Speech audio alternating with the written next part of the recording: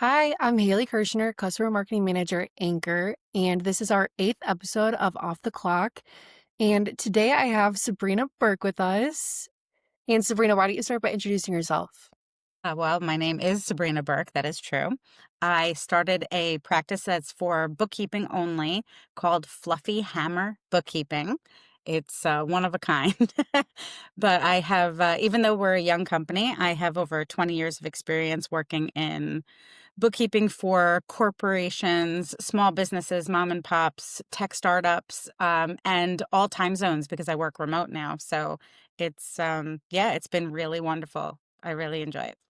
How did you come up with Fluffy Hammer Bookkeeping as your name? So it's a secret. I'm only going to tell you. So Fluffy Hammer is the nickname that a team of bookkeepers had given me when I was growing and coaching a team at a tax firm, because how do you engage with a client when you know you have to be firm, but you also have to be kind and gentle? And so you need to be a little bit fluffy, like you're going to make them fall, but they're going to land on a pillow, or you have to come down hard because you need those numbers. You need that documentation. I can't wait another day. Payrolls are about to run. You need to answer me, but we're still best friends. And how's the kids? So I'm able to soften the blow. But that's not my tagline. The tagline is Fluffy Hammer Bookkeeping, comfort and strength in your financials. So it's soft and strong, but it really comes from when you have to bring it down hard, but not make it hurt. That's that's where it comes from. I love that. It's like the perfect balance of business, right? Yeah, exactly. Before we get into our conversation today, I always like to start out with some rapid fire questions. So just say the first thing that comes to mind. So early bird or night owl? Early bird, Favorite season? fall, Ooh, me too. Road trip or plane trip? road trip. I hate flying. You?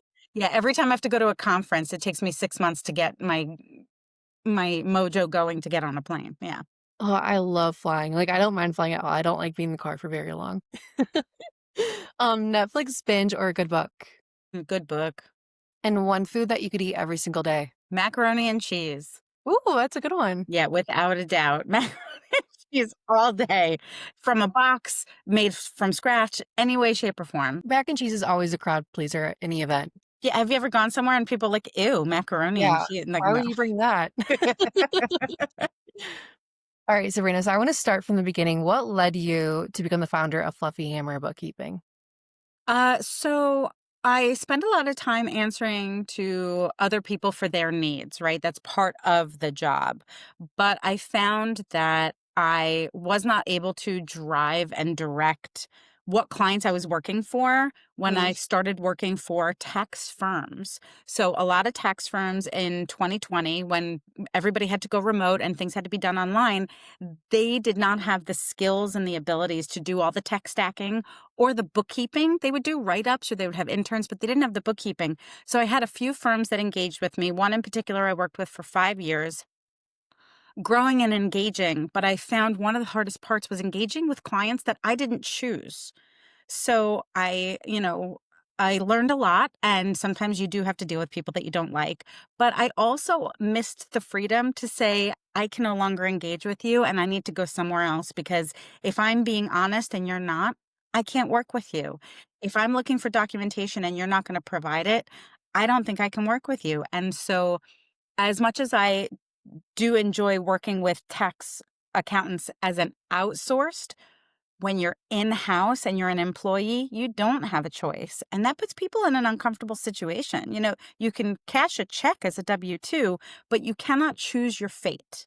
And I decided that I would like to be able to maintain my integrity by only working with people that I felt comfortable and confident with. And so I had to bite the bullet and say goodbye to people that I really, really care about, because it was never the companies or the staff. It was really the clients, the issues that I had with clients. So now I'm able to say yes or no, like the Mm. power of no, which is amazing. So that's kinda what started it, is you had some clients that you just didn't enjoy working with whatsoever? Yeah, that I shouldn't have to review my moral high ground when working, right? That's my job to do things properly, and it's part of sort of our credo as bookkeepers is that we're going to provide the best, most accurate information we can with documentation. And I can't do my job, It's like people who go to the doctor, if you're not going to give me, how often you really smoke and really drink and how often you really do things, how can I give you a clean bill of health? So I want to be able to give people a clean bill of health for their financials. And how many people do you have on your team? Oh, see, right now it's just me.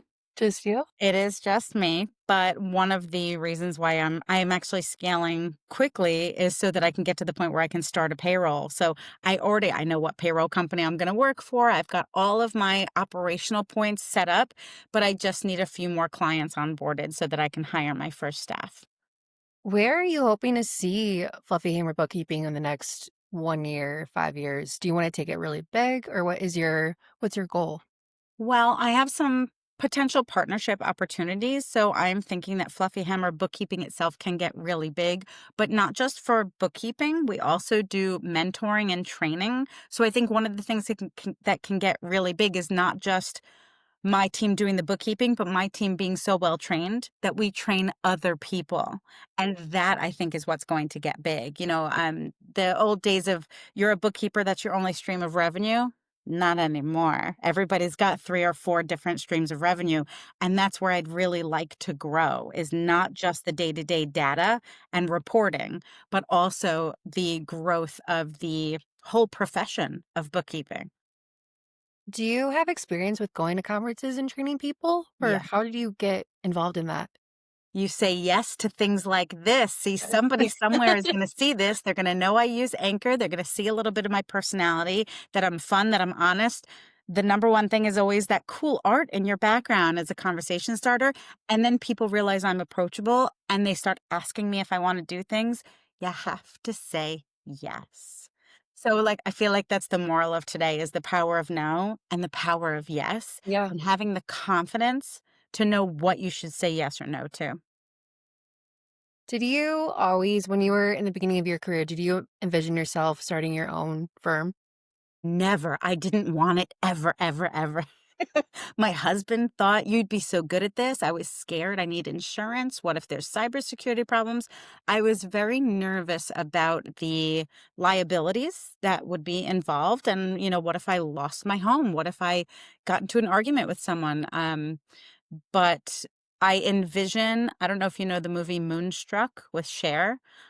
I envisioned my career being like Cher in Moonstruck. She would go to the funeral parlor and the liquor store and the beauty parlor, whatever it is. Like she would go from place to place to place, collecting money, going through receipts, keeping everybody's books up to date. But then she would walk around the city and go get a dress and, get ready for her date. And I was like, I want to do that. I want to go to the bakery in the morning and the coffee shop in the afternoon and then hit up the retail shop. I want it to be like a brick and mortar moonstruck bookkeeper. Mhm. That was my goal. I love that you kinda get to create your own schedule. You have the flexibility to kinda create the job that you want, right? You And you can't get really to do be that. part of your community, and that's what's really interesting is we've gone from brick and mortar to a virtual community. It's like I have a whole community of tech startups out in California. I know them for years. They recommend me. We work together on different projects. We've never met in person once. It's a virtual community. But then I'm also very involved in my local community, which is brick and mortar, where it's the local restaurant owner, the guy who owns the oh god, the dog salon, whatever Yeah. the pet grooming. So I get to know local as well as virtual community of clients. What is your ideal client that you like to work with? Ooh, I really like startups. And I think any bookkeeper would agree, I love not having to clean up someone else's mess.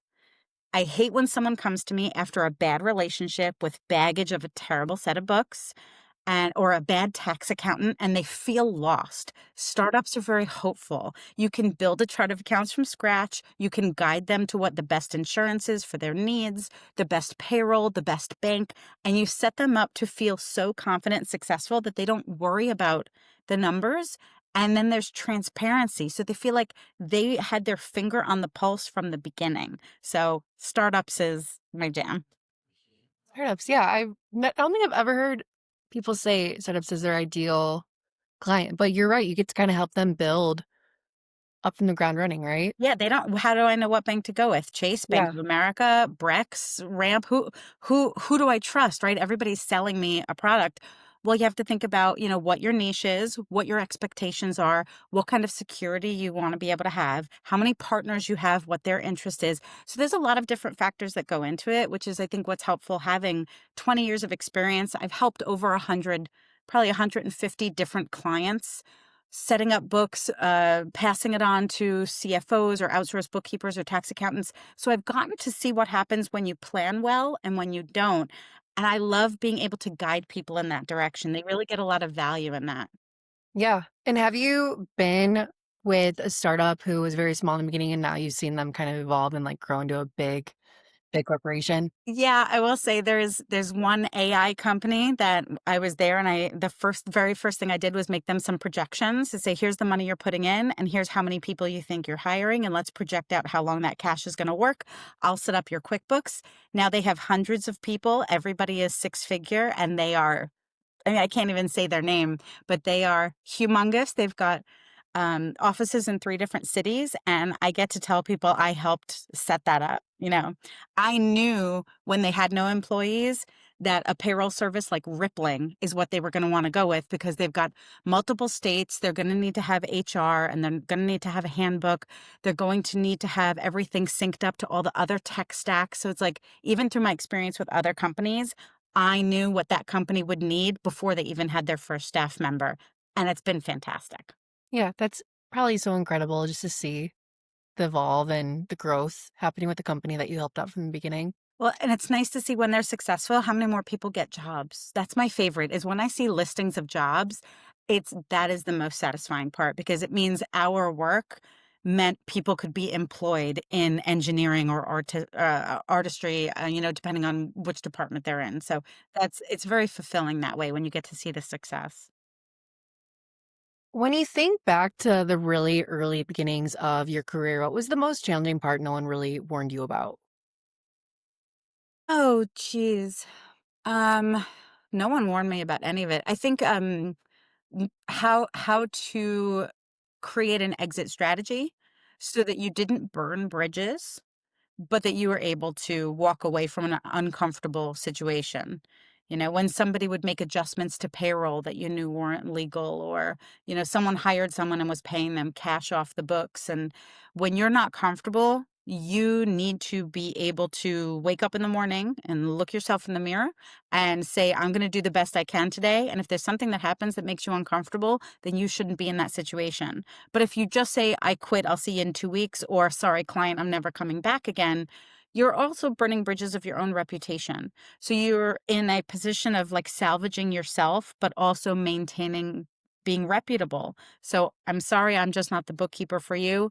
Let's hire someone. I'll help you make the ad. I'll help interview them to make sure that they have the right skills. And I will pass on a Bible of information so they can be successful, but I can't stay. Mhm. That's very hard to be able to say goodbye. So, yeah. Creating an exit strategy, who taught you, like, how did you learn how to put the pieces together in order to do that? I've read a lot of bookkeeping books and accounting books. Probably my mentor. I don't know for sure, but probably my mentor who was a CPA, and he gave me a lot of nuggets of wisdom very early on when I was just learning receivables and payables.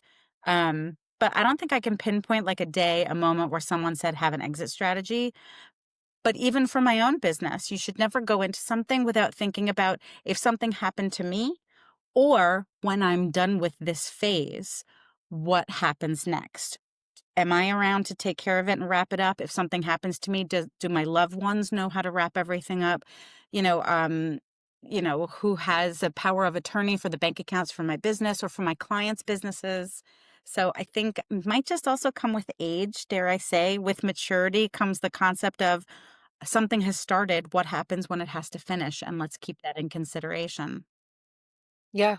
No, that's a really good point. I don't think a lot of people think long term too much. Well, the clients should, if not the bookkeepers, but it is a really good thing to bring up when you're talking to a Mhm, client and to tax accountants mhm, who are also then often in cahoots with the lawyers of different businesses. What if something happens to the business owner or partners? mhm. How would everything work out? And it's great to make those decisions when you're not in emergency mode. It is very hard to do it when you're in emergency mode. Yeah, yeah. I definitely agree with that. We were talking actually the other day, we had a meeting at Anchor, and it's always easier to make decisions when you're calm, and sometimes you have to, like, think of strategies and, like, ways where if you are very stressed and in a mode where you need to, like, make a decision quick, you should always bring yourself down and get to a place where you can really, like, think through things very clearly and clear-headed. Well, one of the things I really liked about Anchor, besides the fact that everyone I know uses it and loves it, is I was able to compare the terms and conditions that were like a default template to the terms and conditions from a legal attorney. And Anchor really wanted to make sure that we had an exit strategy. It's Mhm. in the terms and conditions for us. So if someone didn't think of it already, Anchor puts it out there to say, and don't forget, if you need to get out, here's the 30 days and here's the plan laid out. So I would say for someone who's not thinking about it, go check the terms and conditions of your Anchor contracts. It's in there, but you should know it, right? You should have the control and the power to make sure that it goes the way you need it to go. Yeah. Yeah, absolutely. Sabrina, what are you most proud of right now, business-wise and personally? Well, personally, I am very proud of my mentoring program. Because aside from doing bookkeeping, which of course I love, helping continue growth for other bookkeepers in the field is a really big deal for me. You know, this isn't just a gal Friday sitting with a box of receipts anymore. And so, mentoring people, since I've helped so many business owners grow and I'm growing myself, when someone else says, I don't really know where to start, how do I know what to do for marketing? How do I know, how should I be billing? What's my niche? How do I figure out my niche? They need guidance. Mhm, A lot of mentors out there, and I'm not very um, stingy with my advice. I do give it quite freely, but it's because it continues to grow our whole profession. So when people come to me and they say, I'm willing to pay you so you can be my mentor, it means they have a sounding board, someone to bounce ideas off of, someone to be a devil's advocate. Like, I know you said you wanted to do X, but what if you did Y? When you work home alone, for remote bookkeepers especially, who do you have to talk to bounce ideas off of? And for my business owners, they come to me. So for my proteges, they can come to me. I had a young lady a couple of weeks ago. We're working on her marketing strategy. She paid a marketing person, but she's not sure if it's right. And so she sent me copies of a postcard and her business card. And I did have one note. And she goes, I noticed that too. Well, now you have to tell your marketing person that. And she's like, it can make you shy almost that you don't want to upset someone or hurt them. So I'm also there to give someone confidence through the mentorship program so that they can stand behind not just the bookkeeping work they do, but their operations, their whole business. mhm. So I'm really, really proud of that. I could have just gone with bookkeeping and never mentored anyone, but that really feeds my soul. It's delicious to help other people. Professionally, I think the thing that is the most fulfilling that I'm very proud of is maintaining the good relationships because that's where I'm getting a lot of contacts. So people I don't work with anymore, people who maybe went bankrupt or their business is not in operations or people who left their company and are now doing something completely different, they still call me, email me, ask for meetings. Sometimes they just want to catch up and see how my family is doing. But the fact that I don't have too many sour grapes, it's really uh, I think a good review for me who has only 6 months with my own business. And people might say, no, she's not been in business long enough. I can't work with someone who doesn't have enough experience. It's through the people I know and the relationships I have that's my resume. That is the proof of the experience that my company has. It just has a different EIN. That's the only thing, right? I've got my cute little marketing. I've got some business cards, but it's the people I've worked with that make such a huge difference. Mhm. So Yeah, it's all about the people here. None of it has anything to do with like, oh, I make great Excel spreadsheets and my pivot tables are on point. Like that's run of the mill, but it's the human connection that I think for both personally and professionally have made the biggest difference for me. Agreed. I that seems to be a really common theme when I talk to Vermonters is the community that they have built. They can really lean on for support and guidance. Yeah. I Super mean, I've important. met people at the conferences. This is why it's worth getting on the plane and worth paying the ticket. You meet people that become like a virtual mastermind group, but you also get to meet the people who work at the companies, the vendors, and it puts humanity behind all the technology. And as much as we all love the tech stacking, the technology, the efficiency, the clarity, we also really need to still be human beings together. So yeah, I would say from both the client and the vendor perspective, those relationships are what's going to make or break your business. So you have to be willing to get yourself out there. Yeah. How Yeah. long ago did you start your mentoring program? Well, it's been part of my business since I started 6 months ago, but I really want to say probably in 2020 when I was brought in to grow a bookkeeping division at a firm. And I was able to hire and fire and mentor. And then when clients would say, okay, we now need in-house bookkeeping instead of outsourcing, I would then train their new staff so that they would be up to the standard that we had set. So, I mean, I've been doing it at least 5 years, minimal. Y If someone wanted to work with you, if someone wanted to be a part of your mentoring program, what could they expect within, like, their first 6 months to a year? Like, how long do people typically work with you? Yeah, usually 3 to 6 months. Because I don't want them to need me. That's the Mm, goal, right? The yeah. goal is not, "I'm gonna hook you in and you're gonna pay me for the next couple of years."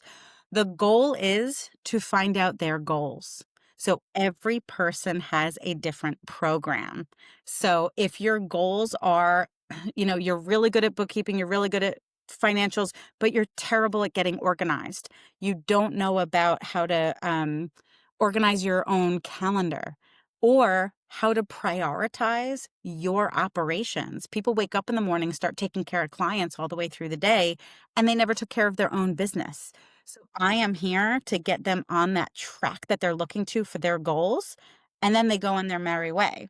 And what I do for my mentoring program is it's billed quarterly, so people will pay for 3 months at a time, and if it's, every time if they want to keep rolling it forward, we simply charge and they have another 3 months of mentoring. So send me copies of things, calls, emails. This is a client that engaged with me. Does this even look like a real email? Who do you talk to that about? That's me. I was thinking about changing my website. Would you take a look? I'm happy to. Um, I was going to create a new set of financials for my client, but I'm not sure how it looks. Would you take a look? It's like getting someone who has eyes in the forest despite the trees, who can then be there to support you. So, Mm, if people continue to engage in the future, fantastic. I'm happy to do it, but I want to see the little birds fly. You're stuck yeah. in the nest. Let's fix your wings. Let's get you out there. Before we wrap up, I like to end each chat by passing along one piece of advice from one guest to the next. And the last guest that I spoke with was Candy Bello, and her advice was be yourself wherever you are. Um, Now it's your turn. What is one piece of advice you'd like to leave for the next guest? Invest in cybersecurity education. If you are working from home or you're at a company that has an IT company and they are not continuing to educate you on cybersecurity, you are already leaving yourself open as a victim, especially people who work with numbers.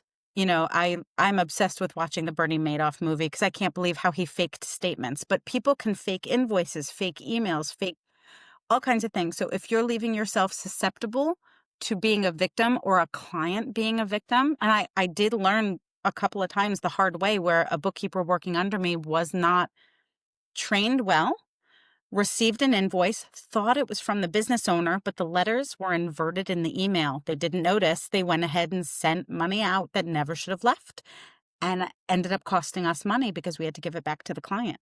So with phishing emails, with cybersecurity, two-factor authentications, I think if you have cyber insurance for your company, you should also invest in cybersecurity education, and it should be at least 2 to 4 times a year that you get caught up on what's the newest phishing attacks Mm. so that you are empowered and not victimized. It's crazy because nowadays people are getting so sneaky with scamming and phishing, and I agree with that. That's really great advice. Yeah, I got 4 texts just this morning. Your Apple Pay went through, your Mhm. Citi card. I don't even have Citi. So, Yeah. like, yeah, they're trying to get you everywhere. And it's not just for your business, it's also for your families, for your personal. But I feel like that's a super, super like realistic piece of advice is Yes. make sure you are secure. Mhm. Yeah. And Sabrina, where can people find you? Ooh, okay. So fluffyhammerbookkeeping.com is my website. I am very active on LinkedIn. So that's also a great place to connect with my personal page, my business page, and also to DM me. So yeah, you can find me online. Thanks, Haley. I really appreciate it. This is great.